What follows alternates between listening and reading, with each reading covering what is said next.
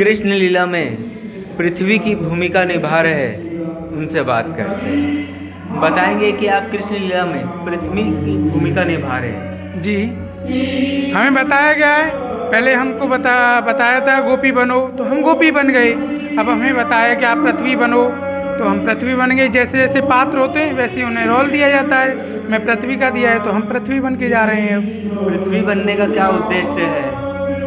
उद्देश्य क्या है? वहाँ जाके पाठ वाठ जो भी बोलना है वो बोलते ही, जो कि जो स्वरूप होता है उस स्वरूप के हिसाब से उसे रोल दिया जाता है। अब अगला और क्या क्या स्वरूप आप कर चुके हैं? अब हमारा स्वरूप रहेगा आगे देवकी बनने का। देवकी बनेंगे, देवकी के बाद फिर सखी बनेंगे, बधाई उत्सव होगा।